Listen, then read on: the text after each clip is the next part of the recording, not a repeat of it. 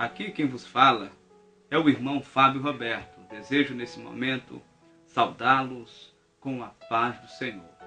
Eu quero aqui deixar a minha palavra de incentivo nesse primeiro momento a todos os pregadores do Evangelho, a todos os que são expositores da palavra de Deus neste ministério tão árduo, tão difícil e que na verdade também é muito atacado. É bem difícil, mas com certeza Deus vai honrar você que tem o compromisso em pregar as Sagradas Escrituras. Aqueles que são também desejosos por este ministério, que se dediquem e com certeza Deus vai abençoar a todos. Bem, nós vamos começar hoje em uma série de observações de textos sagrados, trazer aqui algumas notas, alguns argumentos que eles são, na verdade, extraídos, exauridos de alguns textos, e nós desejamos com isso incentivar você que quer ser um pregador do Evangelho, que busca levar a palavra de Deus àqueles que precisam. Disse o grande sábio Salomão: como água fria para a alma cansada, tais são boas novas vindas de um país remoto. Então, amigo, você que prega a palavra de Deus, eu deixo aqui a minha palavra de incentivo. Não pare, custe o que custar, aconteça o que acontecer, continue se aprimorando no manuseio e no uso da palavra de Deus. Bem, eu quero trazer aos irmãos nessa tarde, nesse momento, um texto sagrado bem conhecido, conhecidíssimo, bem pregado, bem ensinado, bem aplicado por muitos irmãos, por pregadores, por ensinadores, por pastores, por homens de Deus que estão aí à frente deste grande povo que foi destinado à vitória, a Igreja do Senhor. Eu vou ler aqui para você, para nós tirarmos algumas observações, o Salmo 126. Quem nunca leu esse salmo? O Salmo 126, ele diz assim: quando o Senhor trouxe do cativeiro os que voltaram a Sião, estávamos como os que sonham. Então a nossa boca se encheu de riso e a nossa língua de cântico. Então se dizia entre os gentios: grandes coisas fez o Senhor a estes. Grandes coisas fez o Senhor por nós, pelas quais estamos alegres. Traze-nos outra vez, ó Senhor, do cativeiro, como as correntes das águas do sul. Os que semeiam em lágrimas cegarão com alegria. Aquele que leva a preciosa semente, andando e chorando, voltará, sem dúvida, com alegria, trazendo consigo os seus peixes. Glória a Deus. Com certeza você já identificou esse salmo, um salmo muito conhecido. E este salmo é muito pregado, muito ensinado. E nós gostaríamos de começar dizendo que o Salmo 126, ele é conhecido como um dos salmos dos degraus. Os salmos dos degraus, eles são, na verdade, salmos usados pelos judeus em suas festividades. Quando nós paramos para observar este salmo, nós vamos observar em primeiro plano que ele faz alusão ao cativeiro da nação ou do povo do reino de Judá na Babilônia por 70 anos e, como consequente, o seu regresso à terra de Sião. A Bíblia diz: quando o Senhor trouxe do cativeiro os que voltaram a Sião, estavam como os que sonham. Bem, a primeira observação que eu quero aqui compartilhar com os irmãos é o versículo mais conhecido desse texto. O versículo de número 6. Aquele que leva a preciosa semente, andando e chorando, voltará sem dúvida com alegria, trazendo consigo os seus peixes. Observe, esse texto sagrado do Salmo 126, ele é um texto relacionado com a nação de Israel. Um salmo histórico, um salmo que relembra os episódios de disciplina e de cativeiro da nação judaica. Nós ouvimos falar muito nos sermãos, nas pregações, em cultos de missões, em comemorações de missões, e aplica-se esse texto aqui como sendo um texto missionário. Bem, eu tenho que discordar por um fator simples, por uma regra básica da hermenêutica.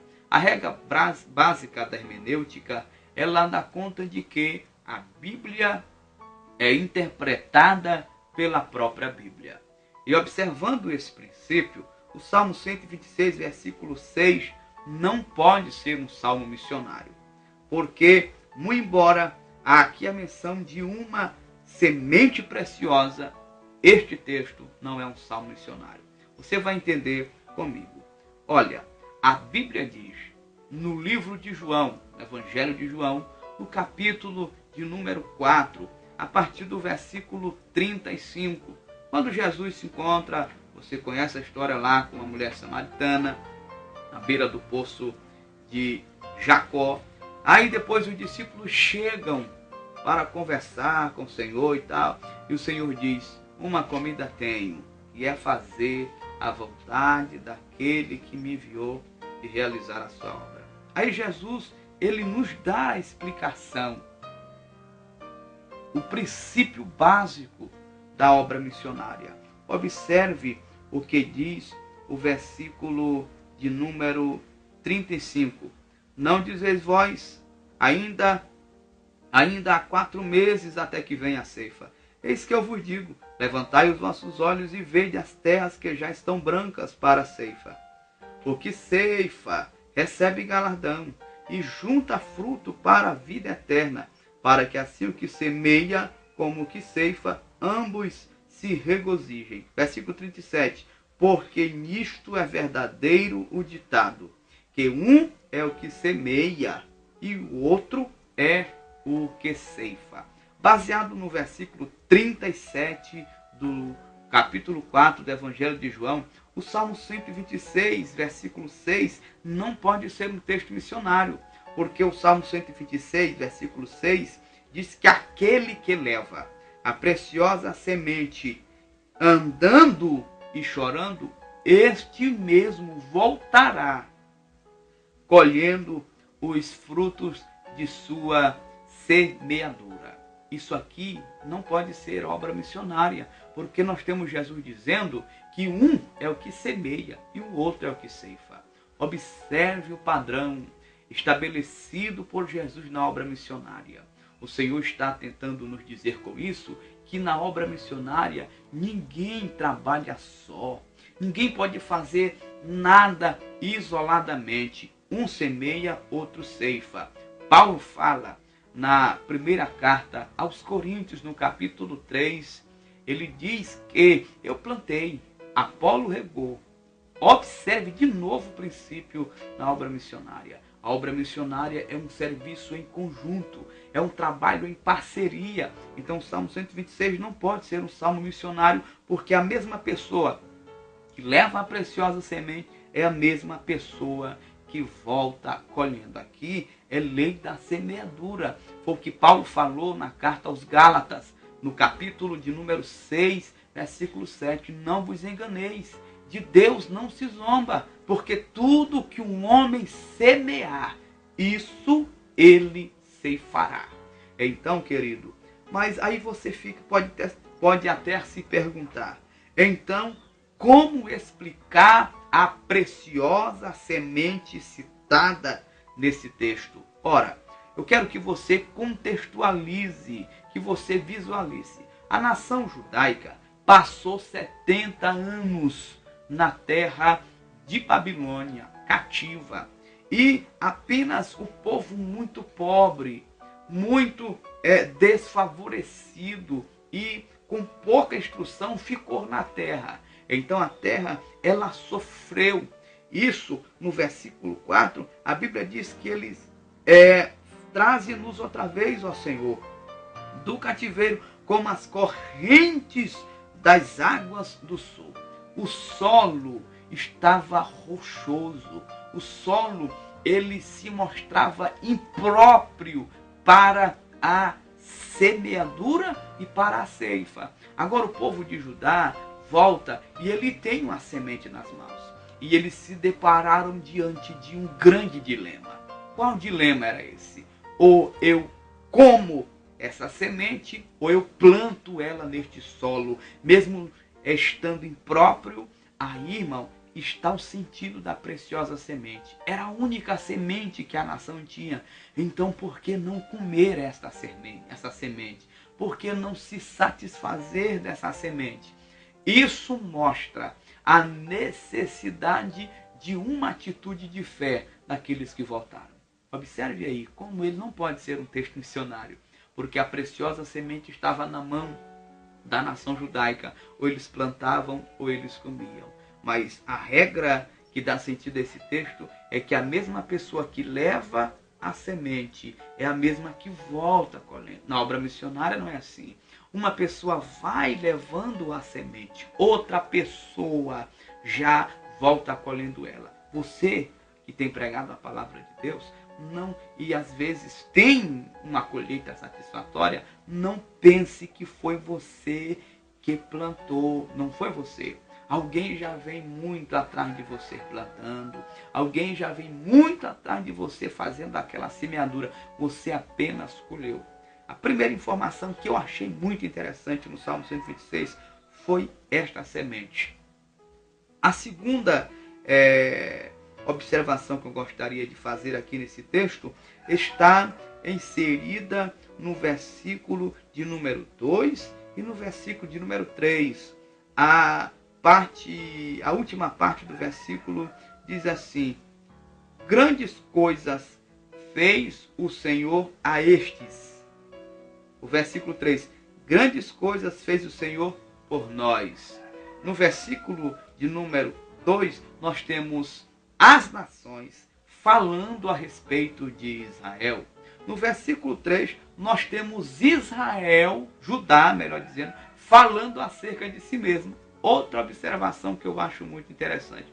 A primeira coisa que a gente tem que aprender na fé cristã, não falarmos de nós mesmos antes do tempo.